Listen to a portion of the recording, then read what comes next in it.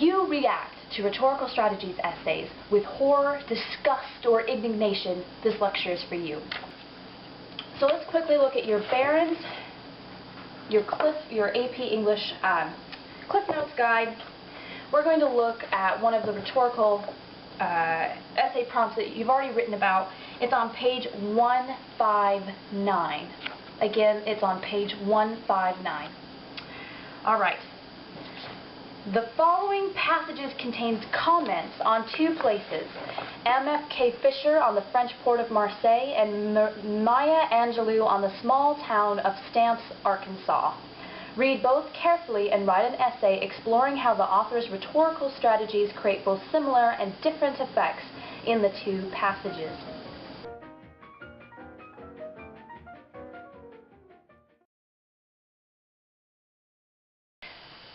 I kind of just want to analyze the passages as if they didn't ask us this exact prompt, because what the prompt asks you for is to find the similarities but then describe how what they create can be very different from one another. Explore how the author's rhetorical strategies create both similar and different effects in the two passages. Well, you can say that. You can say that both passages are comparison and contrast passages, that the first passage moves from the truth of what Marseille is mostly described as. You know, they're saying from the beginning, this is fake. For instance, in the second passage, I read this article mercifully unsigned in a San Francisco paper. It was full of logistical errors, faulty syntax, misspelled French words, but it hewed true to the familiar line. And then later it quotes an actual example of this. Whereas the first one starts out with a deep description of what we assume the fantasy of the South. It starts out by describing the fantasy of the South, and then moves to describing what it's really like. Okay, so you could describe how the different moves moving from what is expected, saying, you know, this is all wrong, to an example of the expected, versus starting out with describing the totally wrong fantasy and then moving to the truth. You could describe how those create different feels in the passage. But I think it's important that you at least think about how, if we weren't asked this specific question, if we were just told, please describe the rhetorical strategies in this passage, how would you go about that? Okay. So, knowing that the first passage mostly asks for your mind in order to make a point, let's look at the details chosen in order to do that. We have,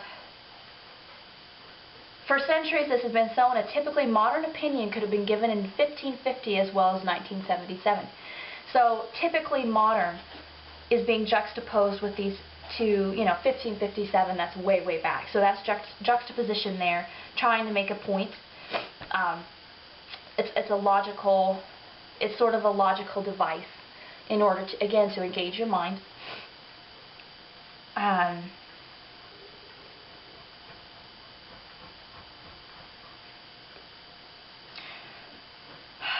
then he describes an example that he read full of logistical errors, faulty syntax, misspelled French words, but hewed true to the familiar line that Marseille was doing its best to live up to a legendary reputation. It uses a quote. So again, that's a reference. The writer is pulling evidence from other sources in order to make himself look more, more believable.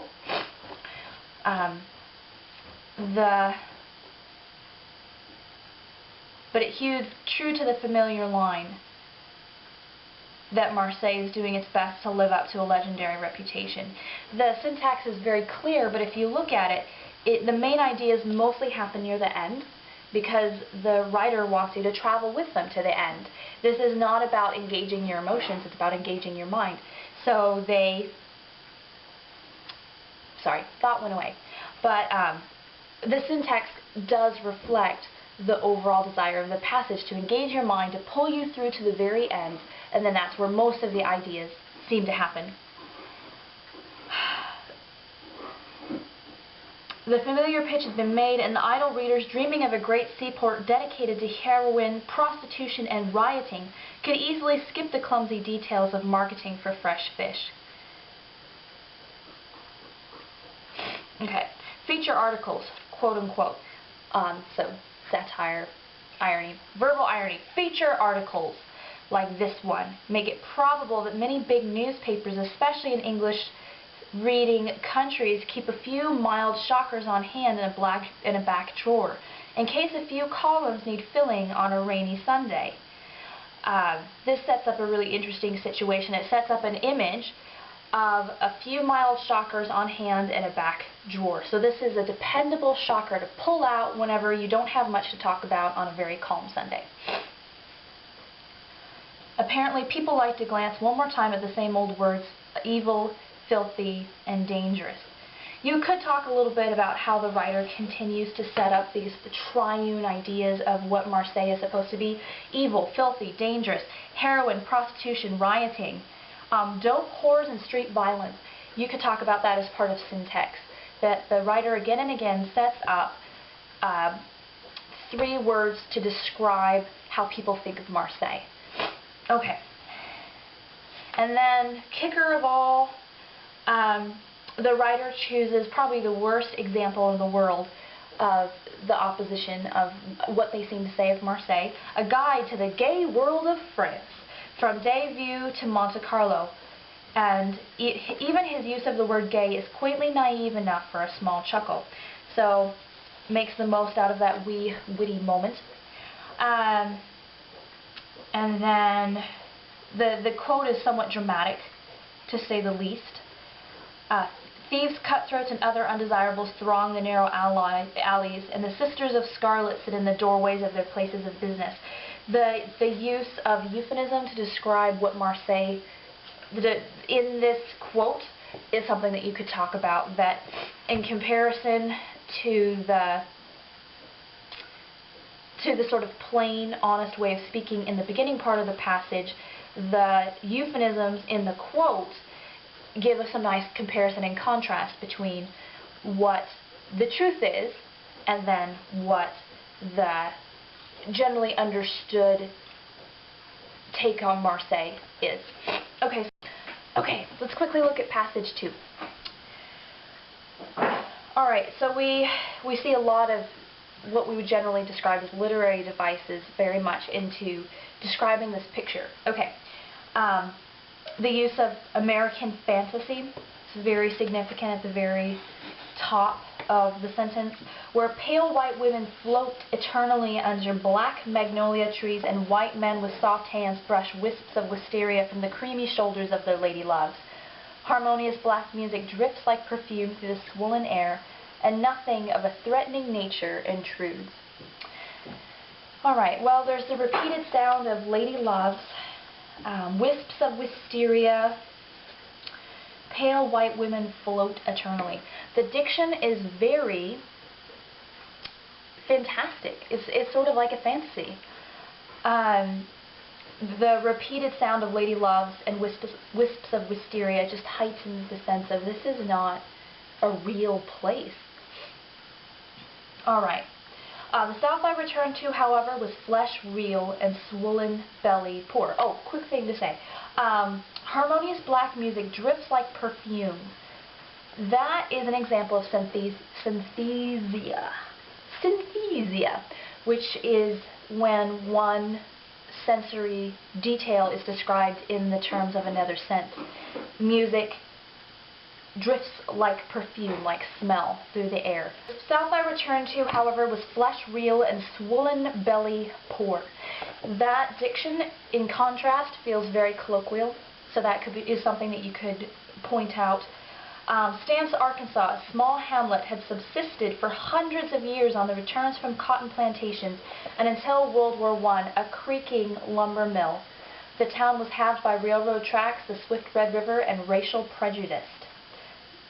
Wow, okay, the town was halved, so in contrast, the main idea near the beginning of the sentence, halved by railroad tracks, the swift Red River, and racial prejudice. That's kind of a surprise because we're expecting, actual halving. And you could highlight that surprise when talking about the passage. Whites lived in the town's small rise. It couldn't be called a hill, while blacks lived in what had been known since slavery as the quarters. Again, a little quote, but not for the sake of irony as our first person used it for, but again, for the writer to root himself into something bigger than himself. In my memory, Sam's is a place of light, shadow, sounds, and entrancing odors. The earth smell was pungent, spiced with the odor of cattle manure, the yellowish acid of ponds and rivers, deep pots of greens and beans, cooking for hours with smoked or cured pork. So the imagery sort of creates this whole big picture for us using many different sorts of kinds of images. The smell, the color, the just sight of deep pots of greens and beans cooking for hours. Flowers added their heavy aroma. Above all, the atmosphere was pressed down with the smell of old fears, hates, and guilt. Again, we kind of have the rule of three going on with fears, hates, guilt, light, shadow, sounds. Okay, that's four, never mind. Railroad tracks, swift Red River, and racial prejudice. So again, kind of the idea of threes reappearing and being used to describe a place is something that you could talk about, that the syntax often refers to the place in sets of three, uses three descriptive adjectives to describe the place. Smell of old fears, hates, and guilt. That's a very interesting metaphor. On this hot and moist landscape, passions clanged with the ferocity of armored knights colliding. That's really interesting because it ties back into the beginning of the passage. So the writer doesn't totally step away from sort of the old chivalry of the South. He keeps that idea, but describes it in a different way.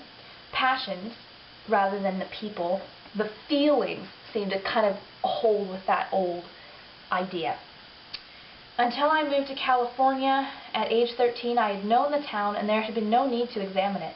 I took its being for granted, and now 5 years later I was returning, expecting to find the shield of anonymity I had known as a child. Anonymity, wow, what a kind of a big word to end with.